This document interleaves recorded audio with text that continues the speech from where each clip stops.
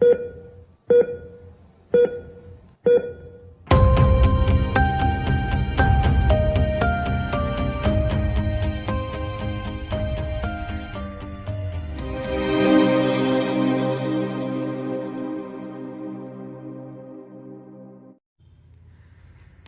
in this video we are going to see about how to check PCB components using digital multimeter.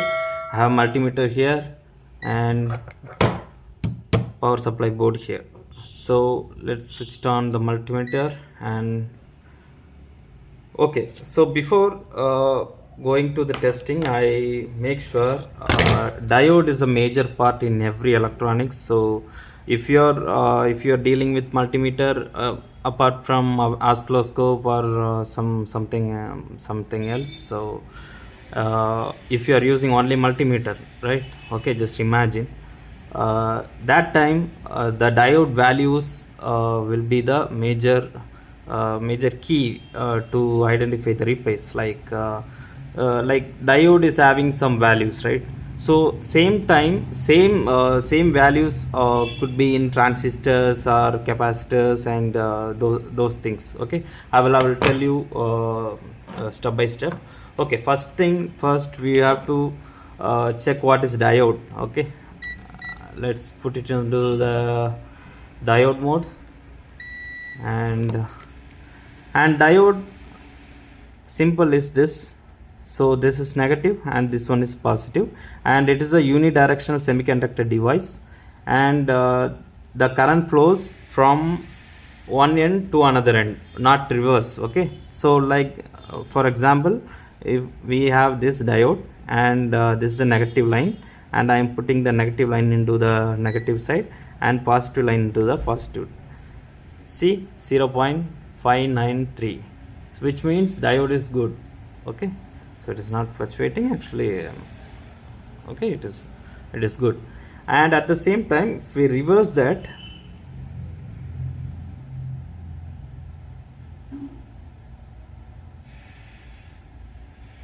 actually if we remove this diode, the values will be like 0L. So like it won't give you the, yeah, like this only it will have to come. If it is not, if you get a value like 1 or 2 or 0 point something else, then that diode is a leakage, is having some leakage in it, and you should change the diode. Okay, so like that only every components here are working. Okay, so diode concept is like this. And let's see about the transistor over here. And this is the transistor line. You can see collector and base. You can see 0.846, which is good. And collector to emitter 0.824, collector to base 0.46406, it is also good. So let's reverse the leads, and you can see for not, okay, 4 something, it is good. And this one, it is also good. If something happened to this transistor, okay, let's, for example, if it is open or if it is shorted. If it is shorted, means we will hear short beep sound, and if it is open, we will get like 0L value or something else, 0L. So that is a way to identify how, I mean how to test a transistor. And then we will move to bridge rectifier here. Okay, bridge rectifier actually come in different shape and sizes, but here 1 ampere bridge rectifier, and you can see AC symbol like here and DC symbol like here. It is how it is working is, it is AC power going through these 2 pins and converted into the DC power, output DC power into this. AC power does not have any polarity, so we can give positive and negative to whichever side you want. but if this output will be coming as plus and minus. Okay, it will be filtering through the filtering capacitors and those things, but the important thing is AC to DC. In AC to DC conversion, there will be a bridge rectifier, so be careful whenever you are getting like a board repair or something else. Okay, so in somewhere this bridge rectifier can cause some major issues like fuse blown or nearby capacitors blown or something else. So if something else happened, you should check this one also. So now I'll show you how to check this one. Okay, and for this, that's the same procedure. Put the multimeter into continuity mode, and you can see plus and minus here, right? So what you have to do is in plus sign you should give the negative lead. Okay, negative lead, and minus you should give the positive lead. Okay, for example, this one is plus, so this one is plus, so I am giving this one negative, and we will check the another end.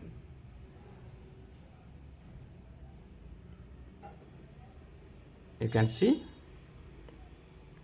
these both end is very important. Okay, so this is good. And also, like in negative line, I am putting positive lead, and check these lines. So bridge rectifier is fine. And also, if you want to do the continuity test, okay, so if you need to do the continuity test, continuity test is especially if you are having some PCB cracks or something, like it is very old PCB. Just imagine if it is a old PCB, and there's a like there is a lot of moisture, and there can be a possible of PCB cracking itself. Like okay, for example, if I track the line here, this one, I can check this. I can check like this. You can see, so this track is fine, but sometimes track will be affected by the moisture or external moisture, and it will be affected the board line, some circuit line, so something else. So like this you have to check. So we already did diode and transistor and bridge rectifier, right? And now we will go to the capacitor. So as you can see, this one is 1000 μF and 16 volt. Okay, 1000 μF. And let's put your multimeter into capacitance mode, and let's see.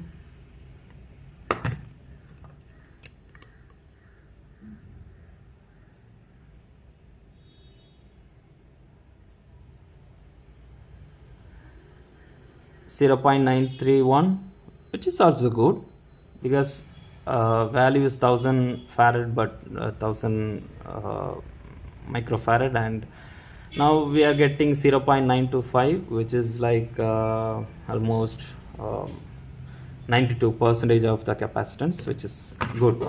Okay, so after that we will see this is a zener diode. Okay, so whenever you are seeing this type of diode, it is zener diode. It is also working like a diode only, so we can check like this diode mode, and it is good. So reverse, it is good. And whenever you are going to change the component, just take a note of that number, so then only you can understand whether it is a transistor or triac or MOSFET or something else. So you should be very careful on data sheets, and reading data sheets will be helpful to identify the exact component and the equivalent if you don't have that exact part. Okay, so this is a fuse.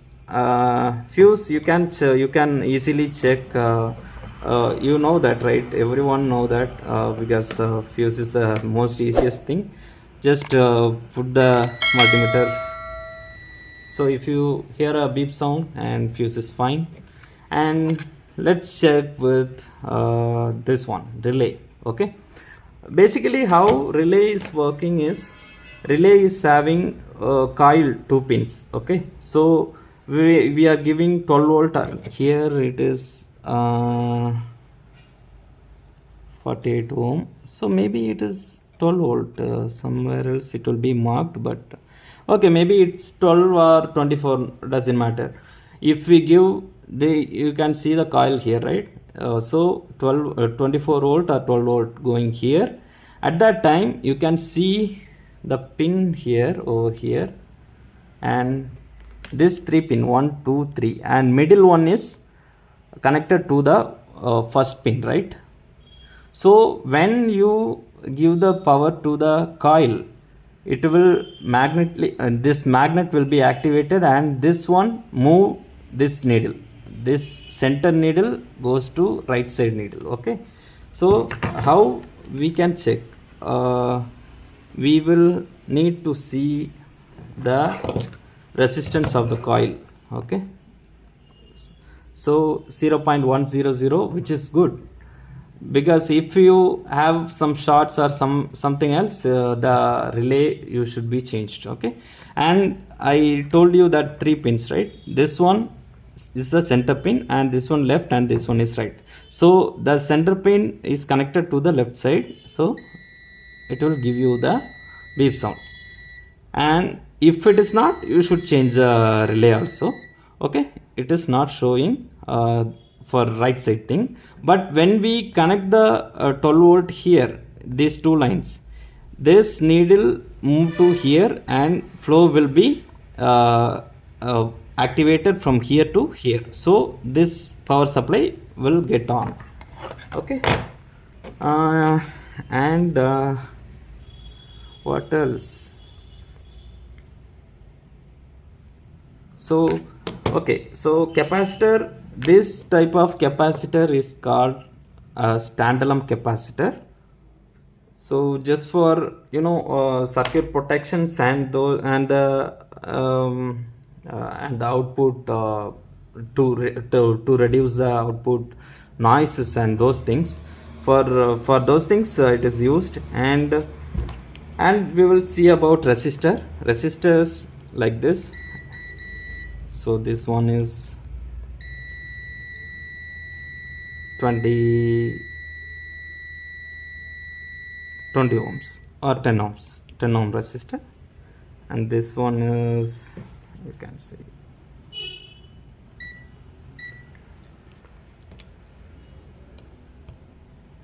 this one is 100 ohm, and this one is 1.2 kilo ohm, and this one is 239 ohms. Okay, so that is it in this video. After this video I will show you, if you how you find the value of the burned resistor. Okay, if this resistor got burned, then you couldn't able to see the lines, I mean the color codings, but there is a chance of identify that exact resistor by doing that. I will show you in the next video. So until unless, I'm signing off. Okay, hope you like this video. Leave a comment if you have any question. We'll do something else in the next video.